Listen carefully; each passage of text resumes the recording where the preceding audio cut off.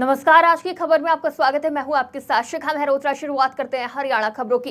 अरविंद केजरीवाल ने राहनिया में आम आदमी पार्टी के उम्मीदवार हैप्पी सिंह के समर्थन में रोड शो किया। इस दौरान उन्होंने कहा कि उनकी सरकार ने दिल्ली में शिक्षा और स्वास्थ्य में सुधार किया है, जबकि हरियाणा में बिजली सबसे महंगी है। केजरीवाल ने जनता से कहा कि यदि वो उनकी ईमानदारी पर विश्वास करते हैं तो उन्हें वोट दें, अन्यथा नहीं। फरीदाबाद के वल्लभगढ़ विधानसभा क्षेत्र में भाजपा प्रत्याशी मूलचंद शर्मा को जनसभा के दौरान विरोध का सामना करना पड़ा। बता दें, लोगों ने 10 साल तक विधायक रहने के बावजूद पीने के पानी और सीवर की समस्या का समाधान न होने पर हूटिंग की। विरोध के बीच शर्मा ने लोगों को आश्वासन दिया कि जीतने के बाद वो इन समस्याओं का समाधान करेंगे। गुड़गांव से भाजपा प्रत्याशी मुकेश शर्मा ने ब्रह्मकुमारी आश्रम में मेडिटेशन के महत्व पर जोर देते हुए कहा कि उनका लक्ष्य गुरुग्राम का समग्र विकास है। उन्होंने कहा कि भाजपा शासन में पर्ची खर्ची का कारोबार खत्म हुआ और अगर जीते तो गुरुग्राम में पीजीआई, सिविल हॉस्पिटल और अंतर्राष्ट्रीय बस स्टैंड लाने पर काम करेंगे। मैं ब्रह्मकुमारी आश्रम में आज दीदी माँ का आशीर्वाद लेने के लिए आया था। बड़ा अच्छा लगा, मन की शांति है और जो हमारे मकसद में जो ज्योति है, हम सब लोग उसी से चलते हैं। आत्मा की शांति है जो परमपिता परमात्मा को मिलाती है। मुझे बड़ा अच्छा लगता है आश्रम में जाना हुआ। मैं पहले भी माउंट आबू होके आया हूँ। मैं लोगों के बादशाहपुर से भाजपा प्रत्याशी राव नरबीर सिंह ने कहा कि 2014 से पहले कांग्रेस ने गुरुग्राम के साथ भेदभाव किया था, लेकिन भाजपा सरकार के आने के बाद क्षेत्र में तेजी से विकास हुआ। उन्होंने गुरुग्राम में अंडरपास, ओवरब्रिज और शिक्षा सुधारों की बात करते हुए जनता से पॉलीथीन का बहिष्कार और CSR के तहत स्कूलों को गोद लेने का आह्वान किया। लोगों की भीड़ बता रही है कि लोग भाजपा को पहले वोट देता है, अब की बार वोट देंगे और ये सरकार बनाने की तीसरी बार कोशिश कर रहे हैं। गुड़गांव NCR का एक मेन जिला है और देखते हैं तकरीबन AQI 400 के आसपास रहता है, कभी थोड़ा सा नीचे होता है, कभी ऊपर हो जाता है।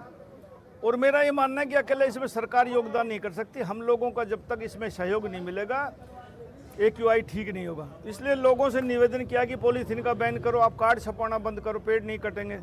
और मुझे उम्मीद है लोगों पर आहिस्ता आहिस्ता इसका असर पड़ेगा और हमारे गुड़गांव का पोल्यूशन भी ठीक है। लोगों की 10 साल 9.5 साल में खट्टर साहब जब तक रहे हरियाणा में कोई काम ना हुआ। इतनी बुरी हालत हरियाणा की कर दी है कि आप समझ भी नहीं सकते। गलियां कूचे इतना बुरा। मैं भौंडसी गांव से आता हूं। मेरे भौंडसी गांव में नगर निगम में ले लिया 100 करोड़ रुपया, 1000 किला और सारा सामान ले लिया, लेकिन गली भरी पड़ी है, कोई वहाँ सफाई के लिए नहीं जाता।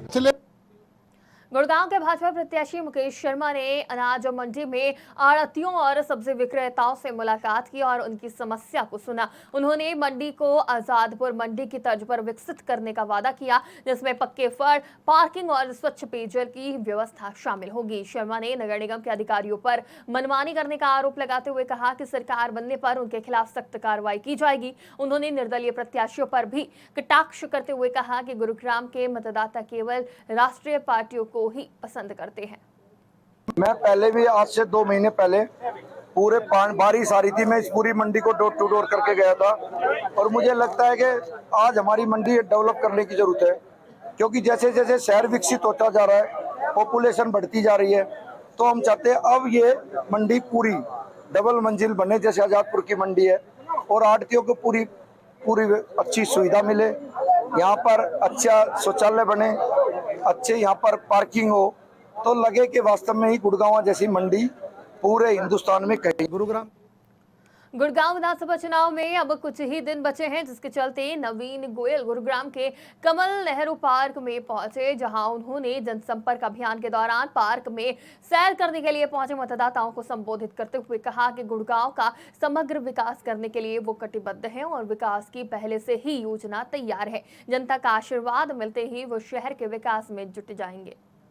गुरुग्राम का सिटी सेंटर कह लो, गुरुग्राम का एक सिटी पार्क कह लो, एक आध्यात्मिक और सामाजिक केंद्र कह लो, कमल नेहरू पार्क में यहाँ पर आए हैं।